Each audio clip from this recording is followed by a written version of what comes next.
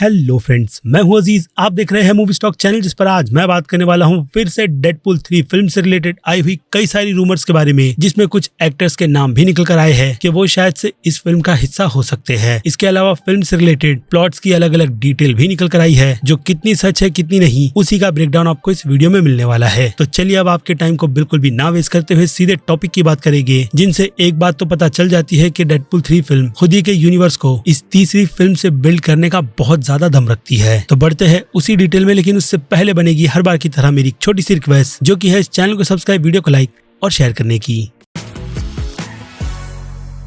तो फ्रेंड्स, तो डेडपूल से रिलेटेड इससे पहले भी कई सारी डिटेल्स निकल कर आई थी, जिसके कंप्लीट ब्रेकडाउन की वीडियो का लिंक आपको ऊपर दिए गए आई बटन पर दिख रहा होगा। क्योंकि सच में वो रूमर बहुत ही ज्यादा इंसेन है, जिस पर अब 4 कदम आगे बढ़ते हुए फैंस की थियरी के साथ साथ जो एक्टर्स के नाम भी निकल कर आए हैं, उससे तो और भी काफी ज्यादा उम्मीद बढ़ जाती है। जिसमें अब भी सबसे टॉप पर नाम ह्यू जैकमैन के वुल्वरीन का ही रहेगा, जिनकी रिटर्न ही इस फिल्म को हिट कराने के लिए काफी है। लेकिन खैर, जब अपडेट और रूमर निकल कर आती है तो उस पर भी बात करना बनता है, जो की मैं इस वीडियो में करने वाला हूँ। क्योंकि बात रही फैंटास्टिक 4 की, तो TVA के इस झमेले में जब ये फैमिली इस फिल्म में अगेन रूमर के तौर पर एग्जिस्ट कर सकती है, तो वहाँ बाकी दूसरे फॉक्स यानी के म्यूटेंट्स के कैरेक्टर तो आ ही सकते हैं। जिसके कारण एक नाम X-23 का निकल कर आया था, जिस रूमर पर फिलहाल तो मैं अभी के लिए बिल्कुल भी बिलीव नहीं करता। लेकिन हाँ, इसके अलावा जो दूसरा नाम डैनियल की तरफ से कंफर्म किया जा रहा है वो है चेनिंग टैटम का, जिन्हें हमने रिसेंटली रायन रेनॉल्ड्स की ही फिल्म फ्री गाय में कैमियो के तौर पर देखा था, और हाँ, क्रिस इवान को भी। लेकिन यहाँ पर बात चल रही है चेनिंग टैटम की, जिनका डैनियल के अकॉर्डिंग अगर रैन के साथ किसी भी तरीके का कनेक्शन बना हुआ है, खास करके मीटिंग्स, तो उसमें हो सकता है कि पॉसिबिलिटी उनके म्यूटेंट्स की या फिर कहो एक्समैन के इस यूनिवर्स में रिटर्न की काफी ज्यादा बढ़ जाती है। और ऐसे में अगर कोई नाम निकल कर आता है तो वो सिर्फ गैम्बिट का ही है, जिस कैरेक्टर की रोल की कंफर्मेशन ऑफिशियली फॉक्स फॉलो ने कॉमिक-कॉन के इवेंट में अनाउंस कर दिया था। लेकिन अनफॉर्चुनेट वो प्रोजेक्ट डिज्नी की मर्ज के साथ ही खत्म हो गया, जिसका आज भी चेनिंग टैटम को बहुत ही ज्यादा दुख है। लेकिन हो सकता है कि अब इस मर्जर से जो ज्यादा पावर डेडपूल यानी कि रेयांस के अंडर आती है अपने ही यूनिवर्स को लेकर, तो उस यूनिवर्स में अगर चेनिंग टैटम भी एग्जिस्ट करेंगे गैम्बिट के रोल में,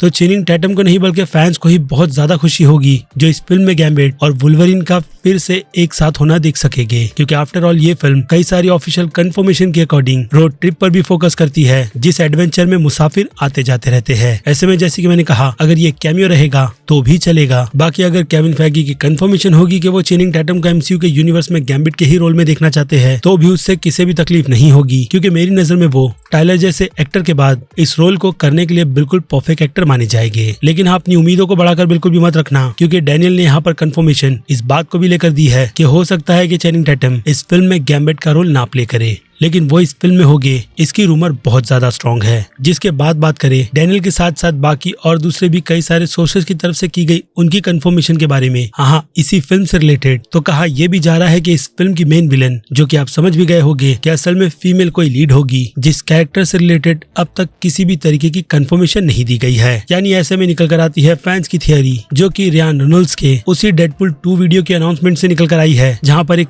छोटे से बाथरूम के सीन में वो एक्समैन की ही कॉमिक को पकड़कर बैठे हुए होते हैं। और फिर क्या फैंस ने काफी ज्यादा पड़ताल कर उस कॉमिक बुक के कैरेक्टर को ढूंढ लिया, जो कि असल में एक्समैन के भी यूनिवर्स की एक फीमेल लीड विलन मानी जाती है। और अगर इसके नाम की बात करें तो ये नाम है डेंजर का, जिसके बारे में डेफिनेटली आपने कुछ भी नहीं सुना होगा। तो अगर इसकी थोड़ी बहुत बैक स्टोरी की ही बात की जाए, तो कॉमिक बुक में ये कैरेक्टर असल में एक आर्टिफिशियल इंटेलिजेंट है, जिसे आप अल्ट्रॉन से लेकर रेसिडेंट इविल के प्रोजेक्ट अम्ब्रेला और यहाँ तक कि टर्मिनेटर के जेनेसिस के सॉफ्टवेयर तक से आप इसे कनेक्ट कर सकते हो, यानी कंपेयर कर सकते हो, ताकि इससे आपको अच्छा खासा आइडिया हो जाए कि डेंजर जैसा कैरेक्टर असल में कितना ज्यादा खतरनाक है। और अगर इसकी बात की जाए कि असल में ये कैरेक्टर निकलकर कहां से आई है, तो ये कैरेक्टर असल में चार्ल्स जेवियर के बनाए गए डेंजर रूम से निकलकर आई है, जहां पर वो सारे के सारे म्यूटेंट्स को उनकी पावर से लेकर लड़ने तक की ट्रेनिंग देती है। जिस रूम को कभी क्लॉसेस तो कभी मैग्नेटो ने डिस्ट्रॉय किया था, जिसके बाद इसे अपग्रेड करने की जिम्मेदारी सबसे पहले फौज नाम के म्यूटेंट के कैरेक्टर को दी गई थी, जिसने इस रूम में शाहिर एम्पायर की टेक्नोलॉजी को यूज किया था। और तब से ही इस पूरे के पूरे रूम में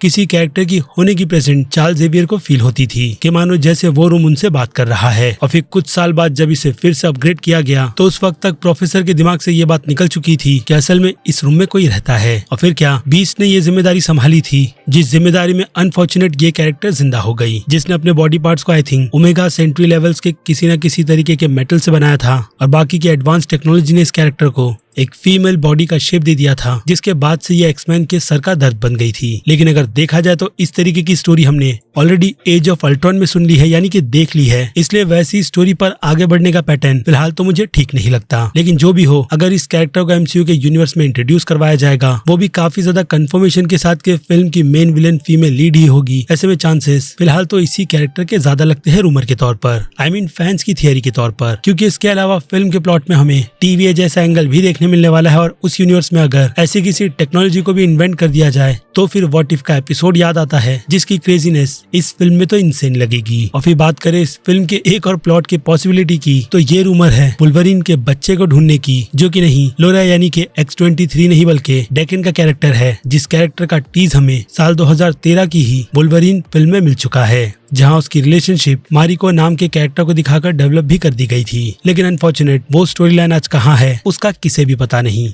लेकिन हाँ, अगर डेकन जैसा कैरेक्टर एमसीयू के यूनिवर्स में जल्द से जल्द लाया जाए तो ही ठीक रहेगा, क्योंकि आगे चलकर ये कैरेक्टर वुल्वरीन के साथ साथ सकार तक के सर का दर्द बनता है, जो कैरेक्टर ऑलरेडी शी-हल्क की सीरीज से एमसीयू के यूनिवर्स में एंटर कर चुका है। लेकिन अगर इस तरीके की प्लॉट की बात की जाए तो डेडपुल 2 में ऐसा एक्सपेरिमेंट ऑलरेडी कर दिया गया है, और ये रूमर यहीं से निकल कर आई है, क्योंकि जब ह्यूग जैकमैन इस फिल्म के यूनिवर्स के साथ जुड़ने के लिए बिल्कुल भी रेडी नहीं थे, तभी ही ऐसी एक स्टोरी को बिल्ड किया गया था, जिसके बाद उसे अपग्रेड कर डेडपुल 2 फिल्म में कन्वर्ट कर दिया गया। और इससे आपको अंदाजा मिल जाना चाहिए कि केबल का कैरेक्टर असल में किसकी जगह रिप्लेस किया गया है। और डेडपुल की फिल्म के अलावा एक और फिल्म की बात की जाए तो यहाँ पर डेडपुल को लेकर क्रिसमस फिल्म तक की तैयारी कर ली गई थी, जिसके राइटर रीड्स और पॉल ही थे, जो काम बीच में ही कहीं आकर रुक गया था। और अगर उसके रीजन की बात की जाए तो नो डाउट वो रीजन भी डिज्नी और फॉक्स का मर्ज था, जिसके बाद फिलहाल तो उस आइडिया को ड्रॉप कर दिया गया। यानी इस पर एमसीयू वाले एक स्पेशल की छोटी सी फिल्म भी बना सकते हैं, अगर अब भी ये आइडिया क्रिसमस की किसी स्टोरी लाइन को रयान रेनॉल्ड्स के अकॉर्डिंग बस टाइमलाइन में फिल करने की कोशिश करता है। तो बाकी बात रही फिल्म के वर्किंग टाइटल की, तो वो टाइटल अनटाइटल्ड डेडपुल और वुल्वरीन है,